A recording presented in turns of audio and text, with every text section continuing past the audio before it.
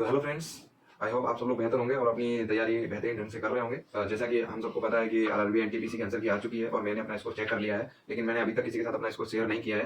तो I hope आप लोग सब लोग वेट कर रहे होंगे मेरे स्कोर का। मैंने जानबूझ के नहीं बताया था क्योंकि यार मुझे कैमरे के सामने थोड़ा शर्म लग रही थी और मैं ऐसे स्कोर डालने से कोई फायदा नहीं है क्योंकि फेक भी हो जाते हैं कभी कभी। लोग बोलते हैं एडिट कर दिया ये वगैरह वगैरह, और आंसर की आने बाद रिजल्ट वगैरह आता है तब डालने में थोड़ा मजा आता है।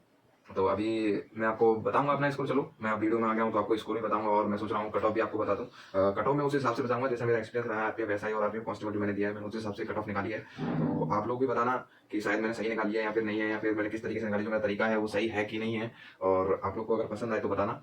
और चलो फिर मैं आपको बताता हूँ कि मैंने किस तरीके से कट ऑफ निकाली है। आओ चलो कट ऑफ निकालते हैं।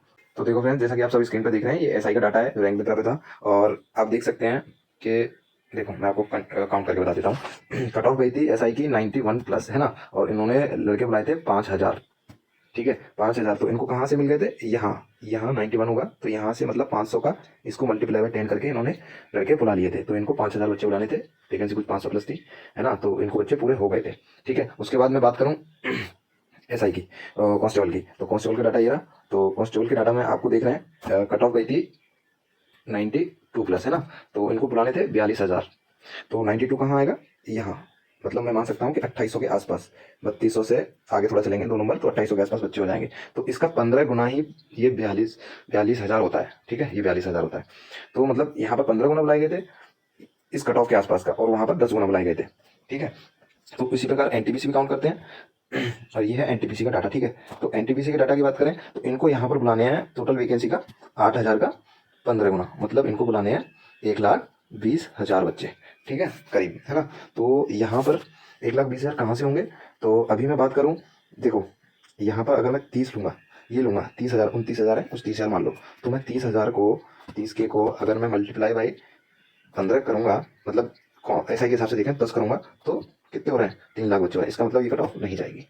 ठीक है, अब मैं बात करूँ 75 की, तो अब मैं इसे हटा देता हूँ और यहाँ पर ये लिख देता हूँ 8,000 और गुना 15 निम्नानी 1,20,000। ठीक है, तो अभी बात करूँ मैं 75 के आसपास वाली ले लेता हूँ।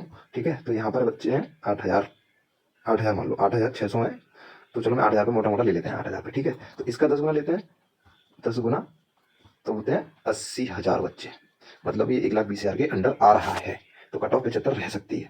ठीक है, ये एसआई के हिसाब से है। अब इसको ही मैं 8,000 को मैं 15 करूंगा कांस्टेबल के हिसाब से, तो 1,20,000 बच्चे हो जा रहे हैं यहीं पर। तो कट ऑफ क्या कह रही है, 75 के आसपास ही रहने वाली है।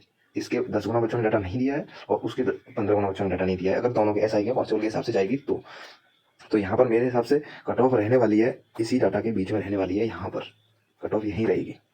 तो 70 से थोड़ी ऊपर रहेगी, 75 के 1-2 नंबर नीचे। तो मान सकते हैं कि यू आर की मैं अगर मैं बताऊं तो मेरे हिसाब से रहेगी कट ऑफ 74 से लेके 76 के आसपास।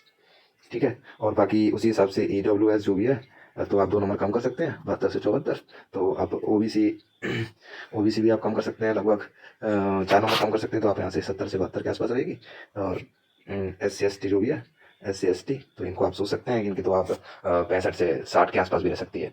तो इनकी तो कट ऑफ कम ज़्यादा रह जाती है क्योंकि ये थोड़ा, इनकी कट ऑफ कम रहती है, कॉम्पिटिशन थोड़ा कम रहता है और ज़्यादा लोग फॉर्म भी नहीं भरते हैं इनके यहाँ से, तो इसलिए इनकी कट ऑफ कम रहती है। तो बाकी यही रहने वाली है मेरे हिसाब से, ये डाटा यही बोल रहा है। बाकी आपको अगर लगता है कि नहीं यार इतनी ज़्यादा नहीं हो सकती, तो ये नॉर्मलाइज कट ऑफ है, ऐसा नहीं है कि मतलब ये रो मार्क्स वाली है, तो ये नॉर्मलाइज है, मतलब नॉर्मलाइज होके उसी के बाद ही कट ऑफ बनने वाली है। अगर बात करें अगर इतनी नहीं होगी तो आपको मैं बता रहा हूँ, इससे देखो ये मैं लिख देता हूँ 70 से लेकर 78, 72 से 78, इससे कम कट ऑफ नहीं रहेगी चाहे जो हो जाए, क्योंकि डाटा जो है ना, एनटीपीसी हो चाहे कोई सा भी एग्जाम हो, वहाँ पर इनको 70% कट ऑफ रहती है। कोई सा भी एग्जाम है, मैंने नहीं देखी अभी तक किसी की 70% से कम कट ऑफ रही हो। 70 कट ऑफ रहना नॉर्मल है, तो उतनी तो रहने वाली है। तो उस हिसाब से कट ऑफ यही रहने वाली है 72 से 68 के बीच में, नॉर्मलाइज होने के बाद। और नॉर्मलाइजेशन आप लोग सोच रहे हैं कि नहीं भाई कि मिल जाएगा ज़्यादा, 10-20 नंबर का बोल रहे हैं लोग, नहीं मिलेगा भाई। मैं बता रहा हूँ मॉडरेट जो बीच वाले बंदे हैं ना, जिनको पेपर ना हार्ड है ना ईजी है, उनको मिलेंगे 4 नंबर, उससे ज़्यादा नहीं मिलेंगे। ठीक है, और जो बहुत ज़्यादा हार्ड है उनको 10 नंबर तक मिल सकते हैं।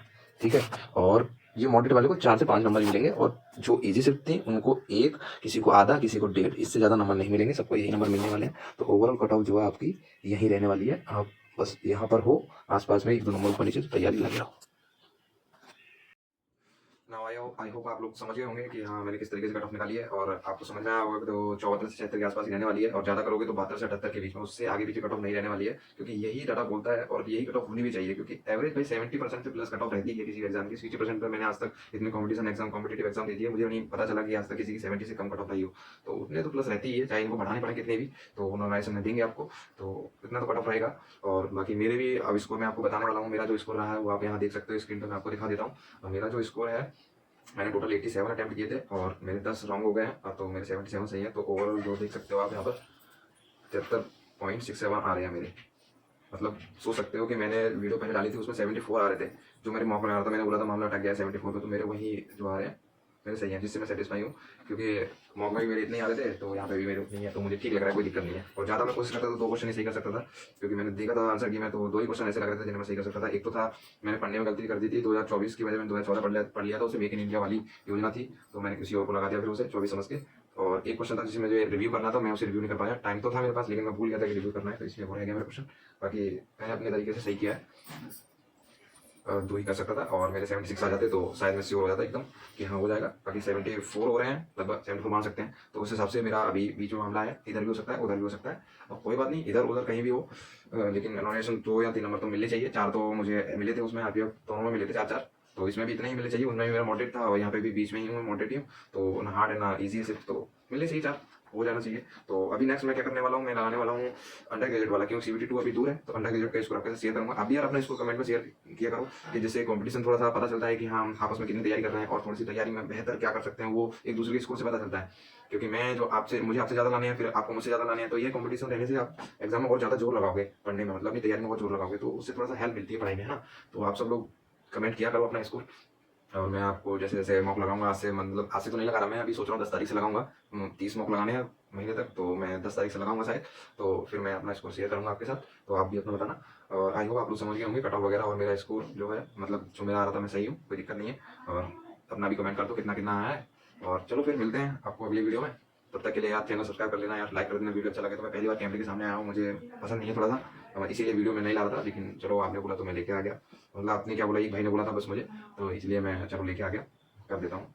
ठीक है, चलो बाय गाइस।